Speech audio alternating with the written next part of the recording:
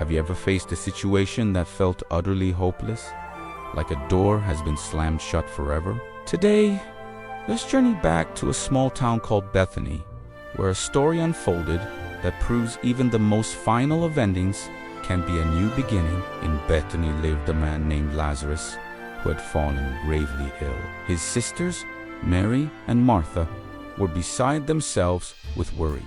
They knew their dear friend, Jesus, had the power to heal, so they sent a message, begging him to come quickly. But time slipped by, and Jesus didn't arrive as they'd hoped. Their worst fears were realized when Lazarus passed away. The family was heartbroken, their home filled with sorrow. By the time Jesus finally reached Bethany, the grief was heavy in the air. Lazarus had already been in the tomb for 4 long days. To the villagers, this was the ultimate end. In that climate, 4 days meant decomposition had set in. There was no turning back. The whispers were probably everywhere. It's too late. Why did he wait so long? There's nothing that can be done now.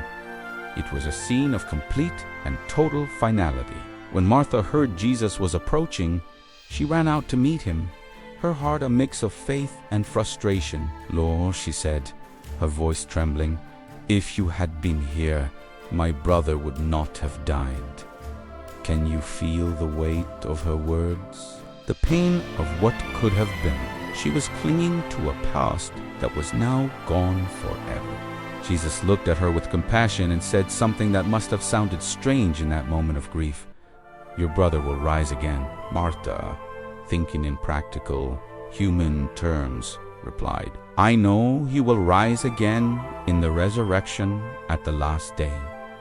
She believed in a distant future hope, but her present reality was one of death and loss. She couldn't see past the stone that sealed her brother's tomb. But Jesus wasn't talking about some far-off event. He was talking about the here and now. He was about to show everyone that his power is unlimited by our understanding of life and death, or by what we think is possible. He then said to her one of the most powerful statements ever spoken. "I am the resurrection and the life. The one who believes in me will live even though they die, and whoever lives by believing in me will never die." Do you believe this? He was shifting her focus from the problem, the death of her brother, to the solution himself. He was asking her to trust him, even when her eyes told her it was impossible. Together, they walked to the tomb. It was a cave with a large, heavy stone rolled against the entrance. Jesus gave a simple command: "Take away the stone." Martha, Everett, the practical one, protested. "But, Lord," she said, "by this time there is a bad odor, for he has been there for days." She was still stuck on the reality of death, the physical decay. It was too messy to final. But Jesus gently reminded her, "Did I not tell you that if you believe, you will see the glory of God?" So they rolled the stone away. Standing before the dark opening of the tomb, Jesus looked up to heaven and prayed.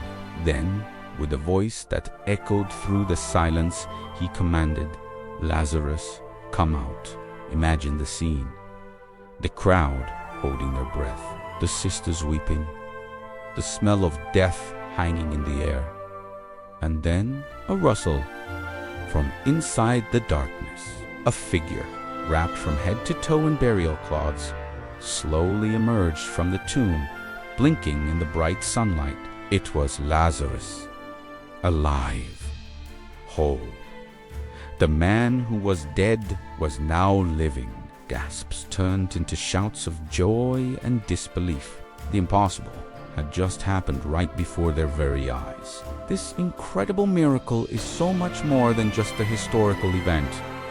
It's a message for you and me today. What in your life feels dead and buried? Is it a dream you've given up on? A relationship that's fallen apart? An opportunity you thought you missed? Maybe it is your hope that feels like it has been in the tomb for 4 days or even 4 years. Like Martha, we often look at our situations and say, It's too late. It's been too long. The damage is done. We put a stone over it and try to move on, accepting the death as final.